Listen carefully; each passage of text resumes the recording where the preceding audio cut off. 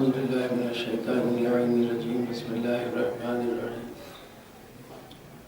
الحمد لله رب العالمين والصلاة والسلام على أشرف الأنبياء والمرسلين سيدنا ونبينا وشفيع ذنوبنا ومولانا أبي القاسم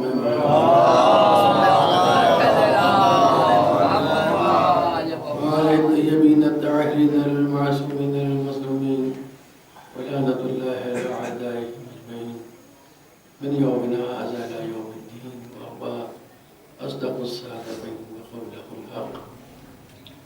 بسم الله الرحمن الرحيم. وأوفوا بالعهد إن العهد كان مسؤولا. صلوات. اللهم صل على محمد. اپنے کیے ہوئے عہد کو پورا کرو کیونکہ تم سے اس بارے میں سوال پوچھا گیا ہے. زور دیا ہے پروردگار عالم نے کہ جو وعدہ کیا جائے اسے پورا کیا ہے. اور ظاہر ہے کہ وہ اس لیے بھی یہ بات کہہ رہا ہے کہ وہ خود بھی وعدہ خلافی نہیں کرتا. ان اللہ لا یخلف المیعاد. اللہ وعدہ خلافی نہیں کرتا.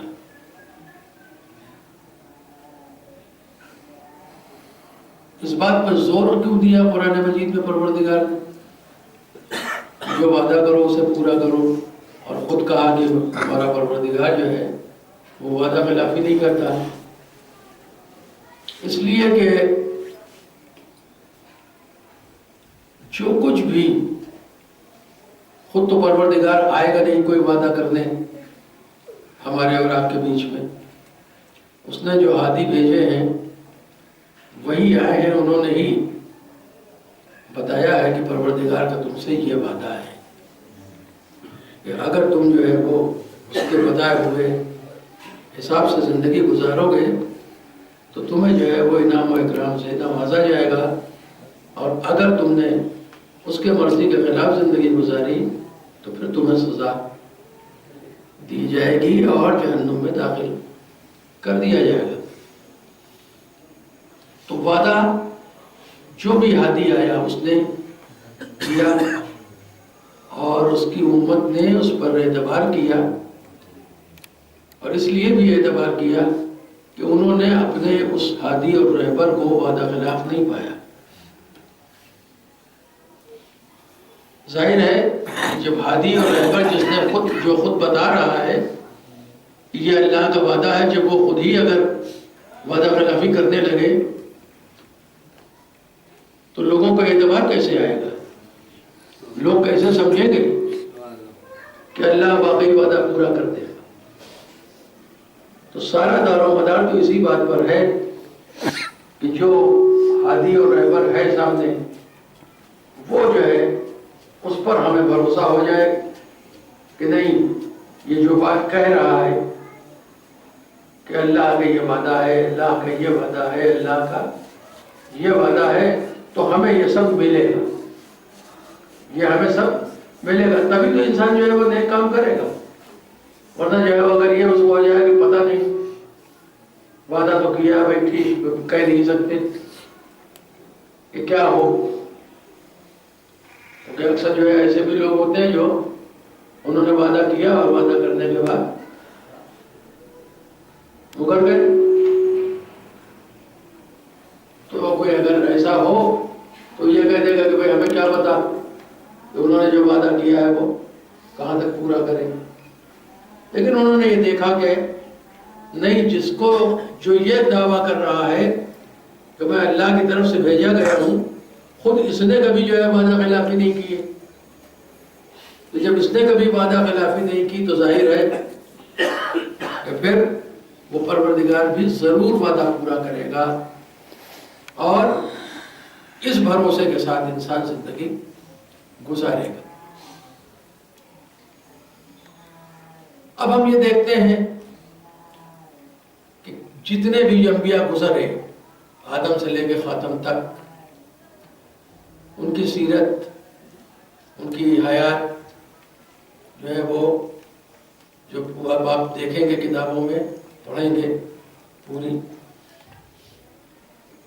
تو ہر جگہ آپ کو یہ بات مل جائے گی کہ جس نبی نے بھی جو بات کہہ دی اسے کیا ضرور، جو وعدہ کر لیا ہے اسے اس نے پورا کیا ضرور ہے۔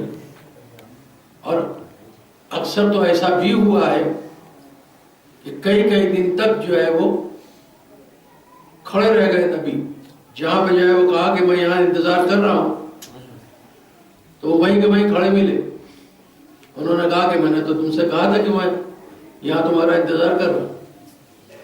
دوسرے شرمندہ ہو گئے کہ ہم ہی بھول گئے، ہم ہی بھول گئے تھے۔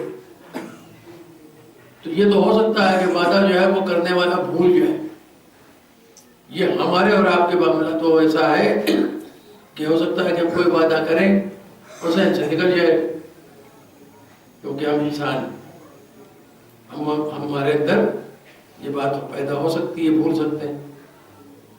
لیکن پروردگار عالم جو ہے وہ ایسا نہیں ہے کہ وہ بھول جائے۔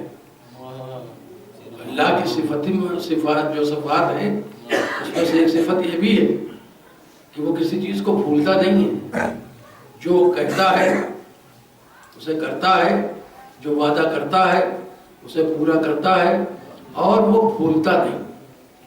اس نے قرآن مجید میں اس کے اوپر جو ہے پوری وضاحت کے ساتھ بتا دیا کہ تمہارا پروردگار کھجور کی گٹھلی پر چڑھے ہوئے باریک جھلی کے ایک ہلکے سے شگاف کے برابر بھی بھولنے والا نہیں۔ تو یہ اتنا زور کیوں دیا پروردگار نے کہ بھولنے والا نہیں ہے؟ کہ اگر کسی کے ذہن میں یہ بات ہو، کیا ہو سکتا ہے اللہ نے آج وعدہ کیا ہے اور کل وہ بھول جائے، تو پہلے ہی اس نے جو ہے قرآن مجید میں یہ بتا دیا کہ تمہارا پروردگار وہ نہیں ہے کہ جو کچھ کہہ رہا ہے اسے وہ بھول جائے گا، جو وعدہ کر رہا ہے اسے وہ بھول جائے گا۔ نہیں، تمہارا پروردگار بھولنے والا نہیں ہے۔ اور یہی سے کچھ چیزیں اور بھی سامنے آ جاتی ہیں۔ مثلا قرآن مجید میں جو ہے اس نے نماز کا حکم دیا ہے مگر طریقہ نماز نہیں بتایا، حج کا حکم دیا ہے مگر طریقہ حج اس نے نہیں بتایا، زکوٰۃ کا حکم دیا ہے مگر زکوٰۃ کتنی نکالی جائے گی اس نے جو ہے قرآن مجید میں نہیں بتایا۔ تو جو ہے یہ نہ بتانا، قرآن میں نہ بتانا، حکم دینا اور طریقہ نہ بتانا، تو کیا کوئی یہ اب کہہ سکتا ہے کہ اللہ بھول گیا؟ نہیں۔ اگر کوئی ہمت بھی کرے تو خود قرآن پڑھ کے آواز دے رہا ہے کہ تمہارا پروردگار تو کھجور کی گٹھلی پر چڑھے ہوئے باریک چھلکے کے برابر بھی، اس میں جو شگاف ہے اس کے برابر بھی بھولنے والا نہیں ہے۔ تو پھر اس کا مطلب یہ ہوا کہ پروردگار نے جان بوجھ کے حکم تو دیا لیکن طریقہ نہیں بتایا کہ ہم حکم دیے دے رہے ہیں نماز پڑھو، نماز پڑھنے کا حکم ہم دیں گے، طریقہ بتانے کے لیے تم کو ہم محمد کی چوکھٹ تک بھیجیں، نماز کا حکم ہم تمہیں دیں گے لیکن اس کا طریقہ پوچھنے کے لیے تمہیں محمد کی چوکھٹ تک جانا ہی ہوگا۔ تو اب اس نے بتایا کہ زکوٰۃ کا حکم ہم دیں گے، زکوٰۃ کتنی نکالی جائے گی یہ تمہیں محمد بتائیں گے، حج کا حکم ہم دیں گے، حج کیسے کیا جائے گا یہ تمہیں محمد بتائیں گے۔ یعنی پروردگار عالم نے بتا دیا کہ اگر تمہارے ذہنوں میں یہ بات ہو بھی کہ پروردگار کی کتاب ہمارے پاس موجود ہے اور یہ ہمارے لیے کتاب کافی ہو جائے گی، تو یہ تمہارے لیے کتاب کافی نہیں ہو سکتی، اس لیے کہ جو ہے اس کتاب میں حکم تو ہمارا ہے لیکن طریقہ ہمارا نہیں ہے، طریقہ محمد کے پاس ہے، طریقہ اس کا محمد کے پاس ہے۔ تو تمہیں جو ہے وہ ہم مجبور کر رہے ہیں محمد کی چوکھٹ تک جانے کے لیے۔ اب اگر محمد تک نہیں جاؤ گے تو تمہیں اسلام نہیں ملے گا، محمد تک نہیں جاؤ گے تو تمہیں ایمان نہیں ملے گا۔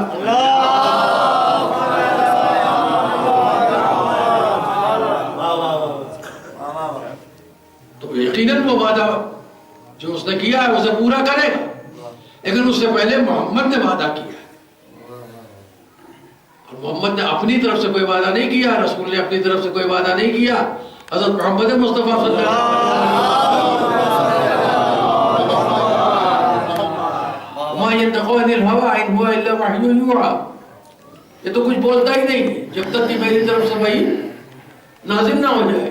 یہ وہی بولتا ہے جو وہی نازل کی جاتی ہے، اپنی طرف سے کچھ نہیں بولتا. تو اپنی طرف سے یہ کچھ بولتا نہیں، تو اب اگر یہ کوئی وعدہ کر لے تو پھر یہ سمجھ لینا کہ یہ اس کا کیا ہوا وعدہ نہیں ہے، یہ محمد کا کیا ہوا وعدہ نہیں ہے، یہ ہماری طرف سے کیا ہوا وعدہ ہے. یعنی محمد کا کوئی بھی قول، محمد کا کوئی بھی عمل، اس کو جو ہے وہ جب دیکھنا تو سمجھ لینا کہ یہ ہمارے مرضی کے مطابق کام ہے، ہمارے حکم کے مطابق کام ہے. یہ محمد نے کوئی اپنی مرضی اس میں نہیں چلائی، محمد کا اپنا کوئی ارادہ نہیں ہے.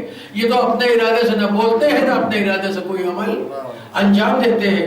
تو اب اگر محمد کوئی وعدہ کر لے تو یہ نہ سمجھ لینا کہ یہ محمد کا وعدہ ہے اور کہہ دو کہ محمد تو بشر تھے، بشر کا کام ہے بھول جانا. تو محمد نے کوئی وعدہ کیا تھا، کیا پتا محمد نے جو وعدہ کیا اسے وہ بھول گئے ہوں. ہم سے کہا ہے نماز پڑھو گے تو جنت ملے گی، روزہ رکھو گے تو جنت ملے گی، حج کرو گے تو جنت ملے گی، زکات دو گے تو جنت ملے گی. ہو سکتا ہے ہم سے وعدہ کیا ہو بعد میں وہ بھول جائے، میدان محشر میں پہنچنے کے بعد میں وہ بھول جائیں. ہم ان سے کہیں آپ نے تو یہ وعدہ کیا تھا، وہ کہیں ہمیں تو یاد ہی نہیں، ہمیں تو یاد ہی نہیں. تو پروردگار نے جو ہے فوراً بتا دیا کہ نہیں، محمد اپنی طرف سے کوئی بات کرتے ہی نہیں ہے. تمہارا پروردگار جو کبھی نہیں بولتا کسی چیز کو، یہ اس کی طرف سے محمد بولتے ہیں. اب اگر محمد کوئی وعدہ کر لے تو سمجھ لینا یہ وعدہ محمد نہیں کر رہے ہیں، یہ وعدہ تمہارا پروردگار کر رہا ہے، یہ وعدہ تمہارا پروردگار کر رہا ہے. اب اگر دعوت ذوالعشیرہ میں محمد اٹھ کے کھڑے ہو کے یہ کہے کہ جو میری نصرت کا وعدہ کرے گا کل وہی میرا وزیر، وہی میرا خلیفہ، وہی میرا جانشین ہوگا، تو یہ محمد کا وعدہ نہیں ہے، یہ پروردگار کا اللہ کا وعدہ ہے. اور اللہ اپنا وعدہ کبھی بھلاتا نہیں ہے، اللہ اپنا وعدہ کبھی بھلاتا نہیں ہے. اسی لیے زور دے کے کہا اے محمد یہ تمہارا آخری حج ہے، اے محمد یہ تمہارا آخری حج ہے. کوئی آپ بتا دیا کہ نصرت کا وعدہ جو علی نے کیا تھا وہ ساری زندگی تم نے جو گزار لیا ہے محمد، اور علی نے پوری حیات نصرت کر دی تمہاری، اور اب یہ تمہارا آخری حج. تو اب تم اس بات کا اعلان کر دو جو بات پہلے تم پر نازل کی جا چکی. یا ایھا الرسول بلغ ما انزل الیک من ربک وان لم تفعل فما بلغت رسالته واللہ یعصمک من الناس. اے رسول آج اس بات کی تبلیغ کر دیجئے.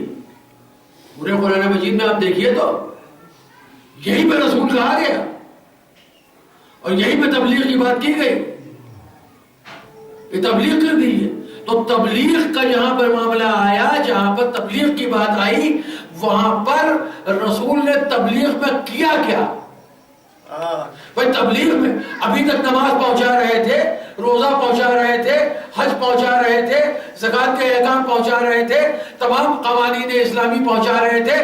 تو قرآن مجید نے ان کو جو ہے یہ نہیں کہا، ان تمام کاموں کو لیے یہ نہیں کہا کہ اے محمد تم تبلیغ کر رہے ہو، اے محمد تم تبلیغ کر رہے ہو. آج کہا تبلیغ کر دیجئے. تو اس کا مطلب یہ ہوا کہ تبلیغ آج سے شروع ہو رہی ہے، تبلیغ آج سے شروع ہو رہی ہے. ابھی تک خبریں دی جا رہی تھی، تبلیغ آج سے ہو رہی ہے. اب تبلیغ میں سب سے پہلا کام کیا ہے؟ تبلیغ میں محمد نے سب سے پہلا کام کیا کیا؟ کہا محمد نے تبلیغ میں سب سے پہلا کام یہ کیا جو آگے بڑھ گئے تھے ان کو پیچھے بلایا، جو پیچھے رہ گئے تھے ان کا انتظار کیا، پھر ایک پالان شدر کا ممبر بنایا، ممبر بنانے کے بعد اس پر گئے، جا کے علی کو اپنے ہاتھوں میں بلند کیا، کہا من کنت مولا فہذا علی.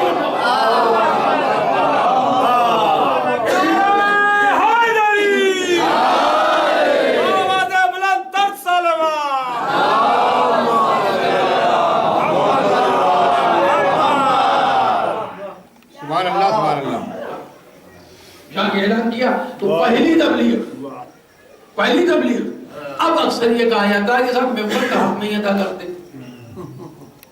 اکثر یہ بات ہوتی ہے کہ ممبر کا حق ادا نہیں کرتے.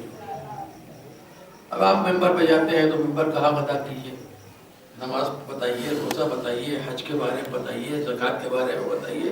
یقیناً یہ ساری چیزیں تو ضروری ہیں، لیکن اگر علی کی محبت کے بغیر نماز قبول ہوتی ہو تو ہم نماز پہلے بتا لیں. اگر علی کی محبت کے بغیر، اگر ولایت علی کے بغیر نماز قابل قبول ہو اللہ کی نظر میں تو پہلے ہم نماز بتائیں، پہلے ہم روزہ بتائیں، پہلے ہم حج بتائیں، پہلے ہم زکوٰۃ بتائیں. لیکن قرآن میں پروردگار نے کیا کہا؟ اگر یہ نہ کیا تو پھر تم نے کچھ پہنچایا ہی نہیں، تم نے کچھ پہنچایا ہی نہیں. اور محمد نے نماز پہنچائی تھی، روزہ پہنچایا تھا، حج پہنچایا تھا، زکوٰۃ پہنچایا تھا. تو بتا دیا پروردگار نے کہ نہیں، ایسا کچھ نہیں ہے. جب تک علی کی ولایت نہ ہوگی تب تک کوئی عمل قابل قبول نہ ہوگا. تو اس لیے ضروری ہے ممبر کا حق ادا کرنا ہے تو پہلے علی کی ولایت کا اعلان کرو، پہلے علی کی محبت کا اعلان کرو، پھر نماز کے بارے میں بتاؤ. پہلے علی کی ولایت کا اعلان کرو، پھر حج کے بارے میں بتاؤ. پہلے علی کی ولایت کا اعلان کرو، پھر زکوٰۃ کے بارے میں بتاؤ. کیونکہ بغیر محبت علی کے کوئی عمل قابل قبول نہیں ہوگا.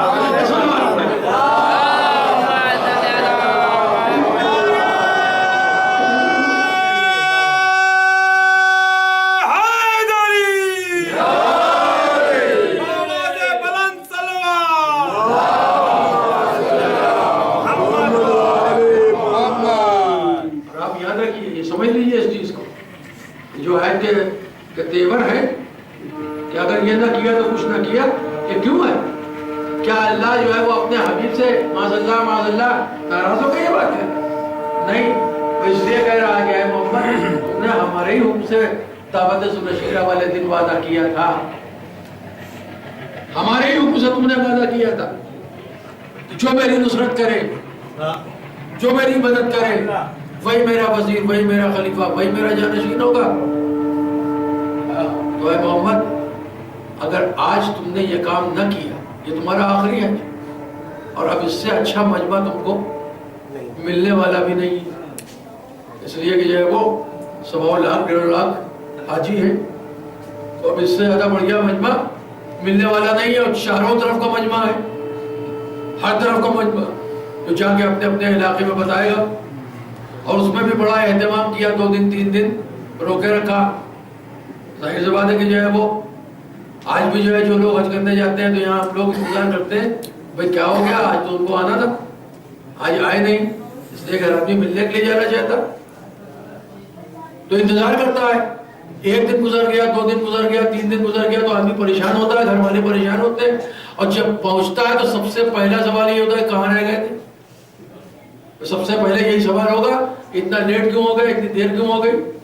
تو رسول نے 3 دن اسی لیے جان بوجھ کے روکے رکھا تاکہ جب یہ اپنے اپنے گھروں کو پہنچے تو ان کے گھر والے ان سے پوچھیں کہ 3 دن کہاں رکے رہے. تو یہ اپنے گھروں میں جا کے بتائیں گے حج کرنے تو گھر سے 1 آدمی ہے، 2 آدمی آیا ہوگا، گھر میں 5 آدمیوں کو چھوڑ کے آئے ہیں. جب وہ جائے گا تو گھر والے پوچھیں گے بھائی کہاں رک گئے تھے، تو وہ بتائیں گے کہ دیکھو وہاں پر رکے رہ گئے غدیر خم کے میدان میں. 1 دن روکا، 2 دن روکا، پھر تیسرے دن انہوں نے پالانا شتر کا ممبر بنایا، پھر اس پہ گئے، پھر اس پہ جا کے انہوں نے اعلان کیا. تو اب یہ اس اعلان کو تو یہ کیوں رسول کو جو ہے وہ پروردگار نے کہا کہ دیکھو یہ نہ کیا تو تم نے کچھ نہ کیا، کیونکہ پہلا ہی وعدہ ہے تمہارا، سب سے پہلا وعدہ ہے محمد تم نے یہی کیا ہے کہ جو میری نصرت کا کرے وہی میرا وزیر. تو علی نے تو نصرت پوری آیات تمہاری کی ہے. اگر تم اعلان کر کے نہیں آتے تو منافق کو موقع مل جائے گا کہنے کا، دشمن کو موقع مل جائے گا کہنے کا کہ بھئی محمد کے وعدے کا کیا اعتبار. انہوں نے تو جو ہے وہ پہلے ہی دن دعوت ذوالشیرہ میں جو وعدہ کیا تھا کہ علی کو جو ہے اپنا نائب جانشین بنا کے گئے ہیں. تو اس طرح سے جو تمہارا مشن ہے وہ فیل ہو جائے، تمہارا مشن فیل ہو جائے گا. تو اے محمد اگر تم نے یہ کام نہ کیا تو پھر تم نے کچھ پہنچایا ہی نہیں، سب تمہارا مقصد فیل ہو جائے. تمہارا مقصد جو ہے پھر محنت ساری ضائع چلی جائے گی. اس لیے اس بات کا اعلان کرو. تو آپ دیکھیں انہوں نے اعلان کیا. جناب عبد المطلب نے وعدہ لیا جناب ابو طالب سے رسول کو پالنے کا. جناب ابو طالب نے اپنے مطلب وعدہ کر لیا اپنے بابا سے کہ میں جو ہے پالوں گا محمد کو, کفالت کروں گا ان کی. اور حضرت محمد مصطفیٰ صلی اللہ علیہ وسلم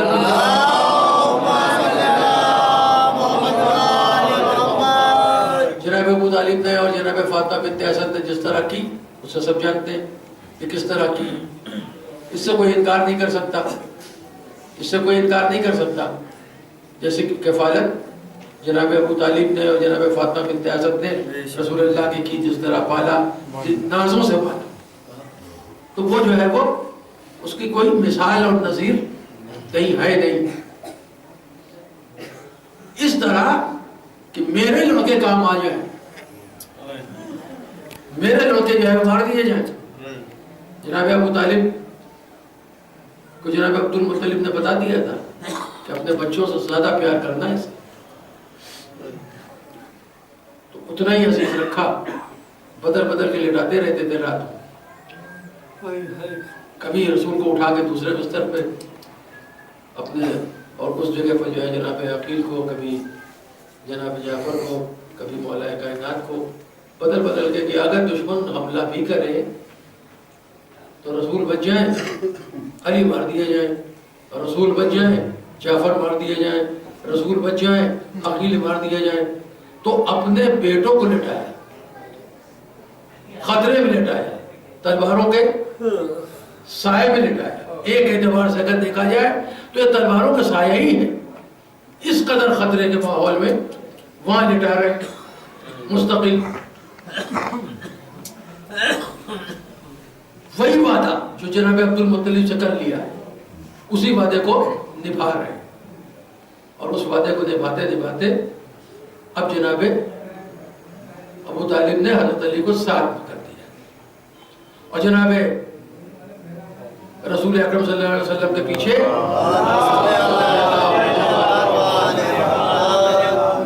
اب حضرت علی چل رہے ہیں. چونکہ وہ بچے حملہ کرتے تھے تو اب حضرت علی ساتھ میں جا رہے ہیں. اور کم سنی سے جو ہے وہ حضرت علی رسول کے ساتھ میں. رسول نے حضرت علی کو بھی اپنی گود میں پالا ہے اور امام حسین اور امام حسن کو بھی گود میں. یہ تینوں رسول کی ہی آغوش کے پالے ہوئے. تو حضرت علی ساتھ میں جا رہے ہیں. اور اب جب جناب ابو طالب دنیا سے جانے لگے تو حضرت علی کو بلا کے کہا کہ اب تم مجھ سے وعدہ کرو. انہوں نے بھی وہی وعدے کی بات کہ اب تم مجھ سے وعدہ کرو کہ دیکھو اپنی جان تم جو ہے وہ خطرے میں ڈال دینا لیکن محمد کی حفاظت کرنا, اس کا وعدہ کرو. اور صرف ان کی جان کی حفاظت نہیں کرنا, ان کے مشن کی بھی حفاظت کرنا, جو ان کا مقصد ہے اس کی بھی حفاظت کرنا. تو اب آپ سمجھ لیجئے کہ حضرت علی نے پوری حیات رسول کی بھی حفاظت کی اور رسول کے مشن کی بھی حفاظت کی, اور ہمیشہ اپنے کو غلام سمجھتے ہیں. رسول کے مقابلے میں اپنے کو ہمیشہ غلام کہا. آپ دیکھ لیجئے کتابوں میں رسول اللہ نے جو ہے وہ سب کو جو ہے جب ہجرت کر کے گئے ہیں سب کو ایک دوسرے کا بھائی بنایا. حضرت علی کو کا نام بھی نہیں لیا. تو حضرت علی نے جو ہے وہ پڑھ کے کہا کہ یا رسول اللہ, آپ نے جتنے بھی ہجرت کر کے آئے ہیں مکے سے لوگ سب کو ایک دوسرے کا بھائی بنایا. مکے والوں کو مدینے والوں سے کا بھائی اور مکے والوں کو بھائی. آپ نے جو ہے وہ سب کو ایک دوسرے کا بھائی تو بنایا مگر مجھے آپ نے کسی کا بھائی نہیں بنایا. آپ نے فرمایا کہ اے علی تم کو مجھ سے تو وہی نسبت ہے جو موسیٰ کو ہارون سے دی. تم دنیا میں بھی میرے بھائی ہو اور آخرت میں بھی میرے بھائی. اے علی, رسول نے فرمایا اے علی تم دنیا میں بھی میرے بھائی ہو اور آخرت میں بھی میرے بھائی ہو. تو یہ تو رسول نے کہا کہ تم میرے بھائی ہو. علی نے بھی کبھی کہا کہ رسول میرے بھائی. کوئی بتا دے کہ علی نے کبھی کہا کہ رسول میرے بھائی. رسول کہتے رہے کہ علی میرے بھائی. لیکن علی نے کبھی نہیں کہا کہ رسول میرے بھائی، رسول کی جوتیاں ٹاک رہے ہیں، رسول کی جوتیاں ٹاک رہے ہیں اور لوگوں سے بتا رہے ہیں یہ فخر مجھے حاصل ہے، سبحان اللہ سبحان اللہ. یہ فخر مجھے حاصل ہے. آپ سمجھ لیجیے جو سب سے کلوزسٹ ہوتا ہے اس طرح کے کام کس کو بتائے جائیں. مثلا میں یہاں موجود ہوں اور اتنا مجمع ہے یہاں پر، میری چپلیں وہاں رکھی ہوئی ہیں، جوتے وہاں رکھے ہوئے ہیں، تو میں اس میں جو اس کو سب سے زیادہ قریب سمجھوں گا، جس کو سب سے زیادہ اپنا سمجھوں گا، اسی سے کہوں گا کہ بیٹا جو ہے وہ ہمارے جوتوں کو اٹھا کے وہاں سے وہاں پہ رکھ. سمجھ رہے ہیں آپ؟ مولا کائنات نے جو بات کہی ہے اس کے پیچھے آپ اس کو ذرا سا گہرائی سے سوچئے. مولا کائنات نے کہا یہ فخر مجھے حاصل ہے کہ میں رسول کی جوتیاں ٹاکتا ہوں. سبحان اللہ. یہ فخر مجھے حاصل ہے کہ رسول کی جوتیاں میں ٹاکتا ہوں. یعنی رسول نے یہ کام کسی اور سے نہ کر کے علی سے کہا ہے، یہ کام کسی اور سے نہ کہہ کے علی سے کہا ہے. گویا بتا دیا رسول نے کہ علی سے زیادہ عزیز مجھے اس دنیا میں کوئی اور ہے ہی نہیں، کوئی ہے ہی نہیں.